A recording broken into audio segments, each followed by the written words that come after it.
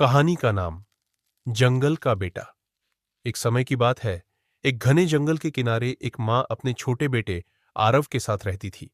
दोनों का जीवन बहुत शांत और सरल था। आरव अपनी माँ से बहुत प्यार करता था और माँ उसकी एक मुस्कान पर सब कुछ न्योछावर कर देती थी। एक दिन अचानक जंगल में तेज आंधी और तूफान आ गया। पेड़ टूटने लगे, जानवर इधर उधर भागने लगे। इस अफरा तफरी में आरव अपनी माँ से बिछड़ गया। जब तूफान थमा तो आरव खुद को एक अनजान और दूर जंगल में पाया। इस नए जंगल में एक अजीब सी औरत रहती थी जिसका नाम था मारी।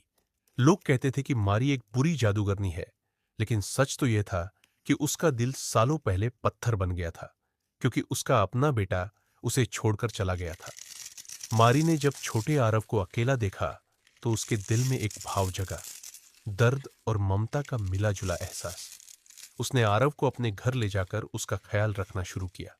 वह उसे खाना देती, कहानियां सुनाती और थोड़ी थोड़ी जादू की बातें भी सिखाती। आरव धीरे धीरे बड़ा होने लगा। वह समझदार, शक्तिशाली और दयालु नौजवान बन गया। एक दिन वह नदी किनारे बैठा हुआ था। तभी उसे एक पुरानी लोरी याद आ गई जो उसकी माँ उसे सुनाया करती थी। उस लोरी ने उसके दिल की गहराई में छुपी माँ की यादें जगा दी। उसका मन बेचैन हो गया और उसने तय किया कि अब वह अपने असली घर लौटेगा। मारी ने आरव की आंखों में उस तड़प को देखा। पहले तो उसका दिल भारी हो गया, पर फिर उसने मुस्कुराकर कहा, जा बेटा, अपने असली घर जा। शायद तू मेरा था ही नहीं, पर मैंने तुझे हमेशा अपने दिल से चाहा है। आरव ने मारी को गले लगाया और अपने असली माँ की तलाश में निकल पड़ा।